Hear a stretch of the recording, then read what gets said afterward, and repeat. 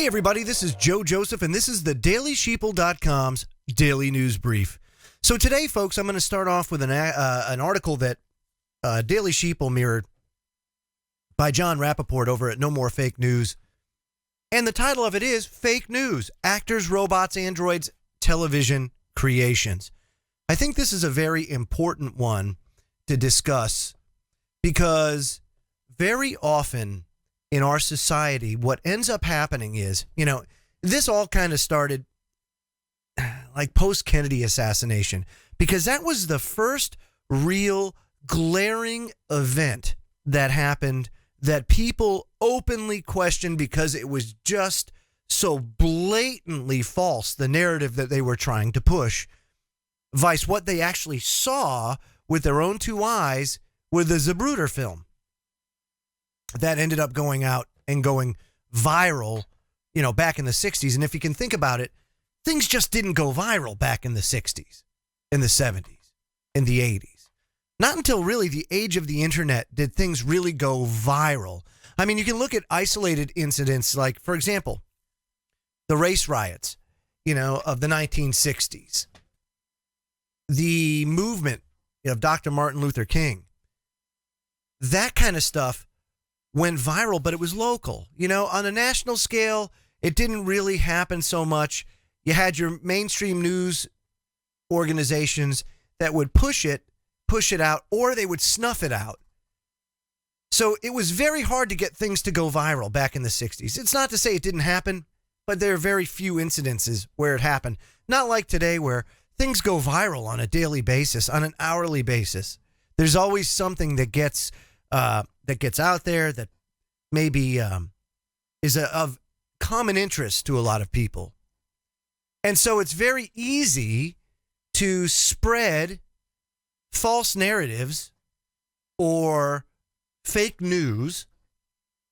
And it's also equally easy to vilify people, to use things like ad hominem attack. When somebody does go and question something that they may have a problem with, that perhaps they don't see eye to eye with most people on, or perhaps they feel led to call a spade, which we need more people like that, by the way. And it starts notes on interviewees who try to appear normal on television and who are bizarre to the nth degree. These interviewees are so bizarre in part because they are trying to appear normal. He starts off, he says, I wrote this Sandy Hook article in 2013. It's about a soap opera called Television. And he says, I've added some new comments. It says, online investigations of what really happened at Sandy Hook easily number in the thousands by now. Among other reporters, I've listed and described many contradictions and lies in the official scenario, and I've offered alternative explanations. Folks, if you take a look, Sandy Hook is probably one of the latest incidences to happen in the United States where there are clearly questions that need to be answered that have not been answered. And when you ask questions, or perhaps you point out inconsistencies in what the official story is, what happens? You get vilified, you get attacked.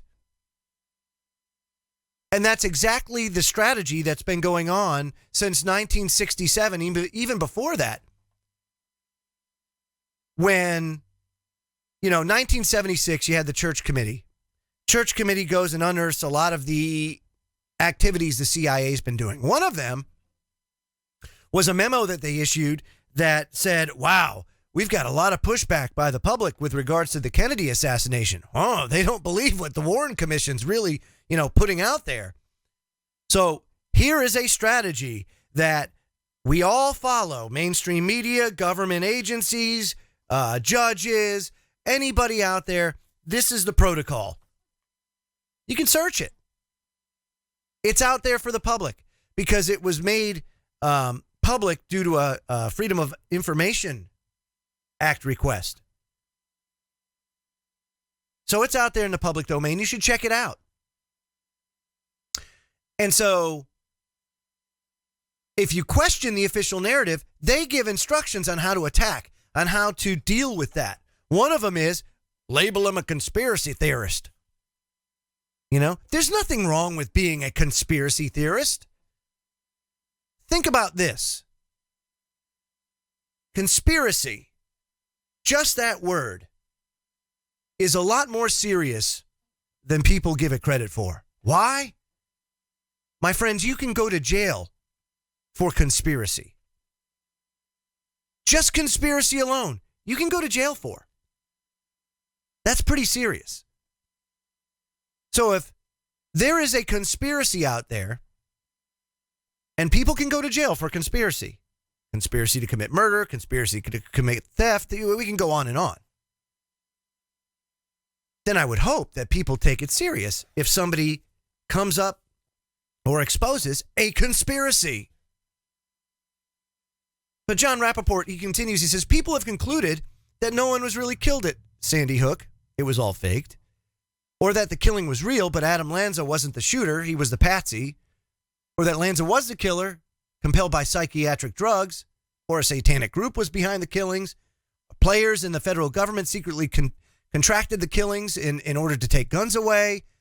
No matter what the conclusion, many of the investigations and analyses have turned up startling and useful information. See, that's another thing, too, is regardless of what, somebody may conclude, typically within the course of their research or their investigation, they will unearth truths that are universal to anybody or any investigation. I mean, that is the truth of the matter. But the thing is, you're attacked. Why? Because people don't like the truth. When light exposes darkness, it doesn't like that. It says on YouTube, clips of Sandy Hook citizens being interviewed reveal astonishing reactions and non-reactions that are light years away from what you would expect to see in the immediate wake of such a tragedy. Absolutely right. It says you can look on YouTube interviews featuring the people of Sandy Hook, where Robbie Parker, the Sotos family, Sally Cox, H. Wayne Carver, Gene Rosen, Caitlin Roeg, their reactions and non-reactions and their strange behavior and inexplicable attitudes are pretty stunning. And then, when people question that, why you're being an insensitive, you-know-what. No, we're not. It has nothing to do with being insensitive. It has to do with, here we have an event that didn't just affect the people of Sandy Hook. Now, they were affected the most. But you have an event that sparked national outrage and helps put a narrative, put ideas in the minds of not just the people, but also politicians. And you don't want them getting any ideas, because then they just take stupid to an exponential level. And then the rest is history. See, so you don't want to encourage stupidity with our non-representing representatives, because they will take it and they will nuke the crap out of it. Problem, reaction, solution. Hegelian dialectic can be used at any time, much like Rahm Emanuel said. Let's not let that crisis go to waste. And television will go ahead, because remember, people love television. It used to be you had to read. Print media was the way.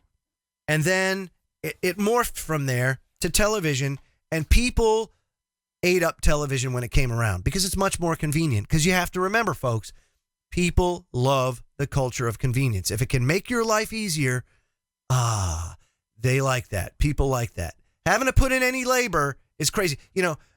We get vilified all the time because of some of the lifestyle decisions that my wife and I have made as a family, for our family, because it runs contrary to what society does, because we don't believe that the convenient way is always the way you should go.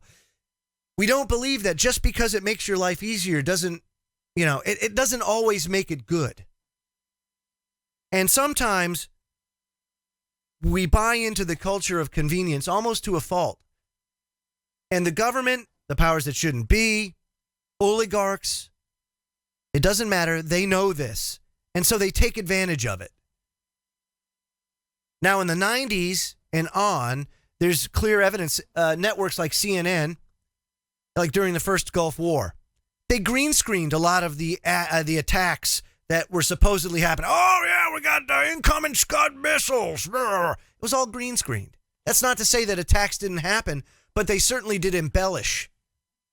You know, ooh, let's play up the drama factor to get people's emotion. It's appeal to emotion. But I mean, these are all well-established plays out of the playbook. And they know that people on average back in the 80s and even before, I think it was like 26 hours of TV a week, people averaged. You may say, oh, that's not a lot. Well, maybe to you, to a guy like me that doesn't watch TV, that's a lot of TV. Today, it's not. People customize it now, you see. It used to be you were subservient to network television and they fed you everything you needed to know, the Walter Cronkites of the world, et cetera, et cetera. Today now, it's a little bit more difficult for them because people like it customized. Okay, so now it's become more convenient. Now I don't have to go ahead and wait and wade through commercials and do all this stuff. Now I just point and click, I watch what I want to watch, and I move on to the next thing. And so now they've had to become more strategic in how they go about pushing a narrative. And they haven't been able to achieve that as much as they've liked. So they go with door number 2, which is, well, if we can't go ahead and alter the narrative, well, then we're just going to bash the people over the head that question the narrative. And that's what's happened at Sandy Hook. Now, I think it's a little bit irresponsible for people to just go out and say no one was killed at Sandy Hook, unless you can tell me and show me beyond the shadow of a doubt that nobody was killed. You know?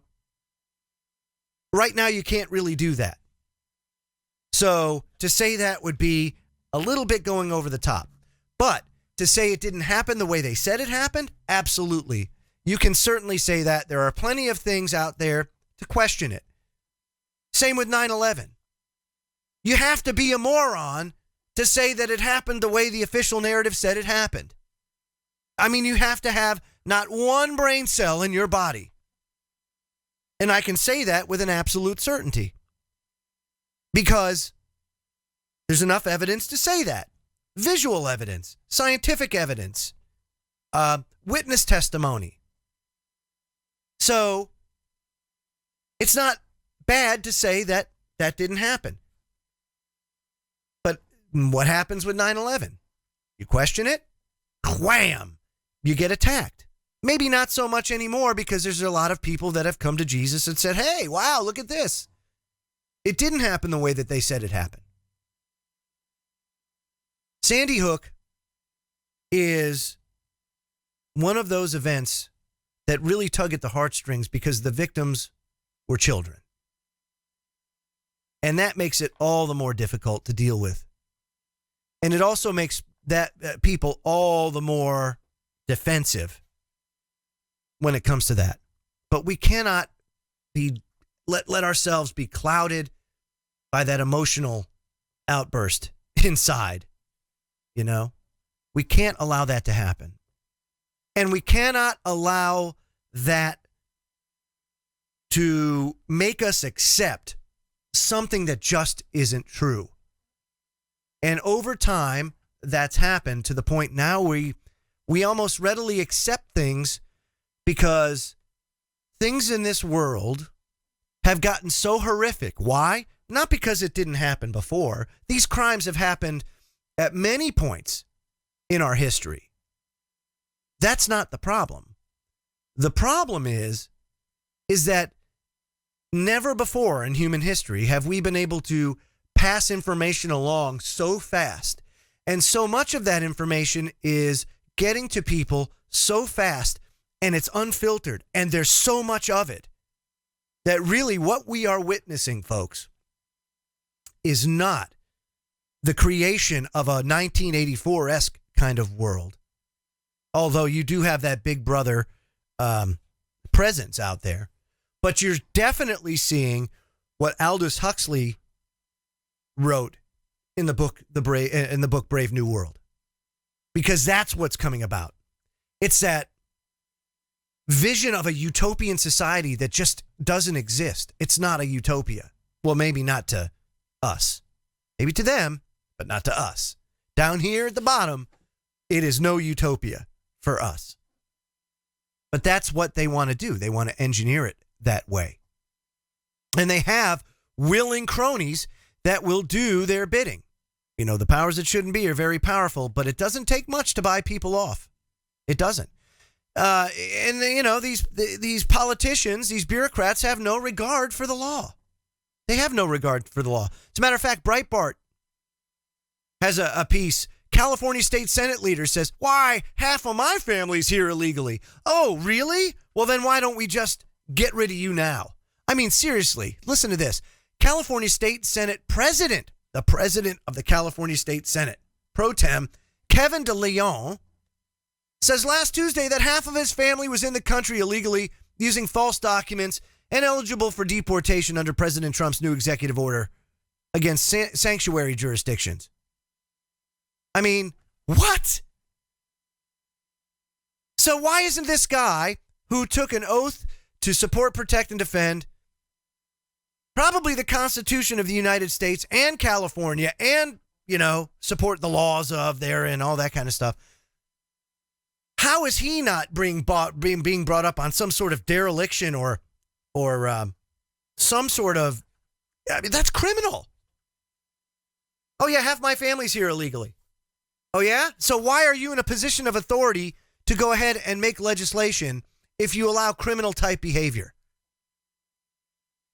Like I said, there are things that need to be done as far as reforming immigration. But look, either we have a government and we have laws and it applies to the top on down, or we get rid of it all. Because what good is it if we cherry pick? What good is it, and what sort of legitimacy does any sort of structure have if we don't abide by it and it applies to everybody from the top down to the bottom? Anything different, any sort of caving to any of the rules of any of the laws, then make it totally and completely null and void, in my humble opinion. Why? Because how can you respect an institution that is not respectable? You can't. What we have, folks, basically is anarchy under a perceived rule of law that doesn't really exist. I mean, if you can just make it up while you go along, then why do we even have it in the first place? It's absolutely and totally and completely absurd. But goes to show, like I started out, fake news, what it's all about, the push to, instead of control the narrative, because they have a hard time doing that now, to attack those that question the narrative.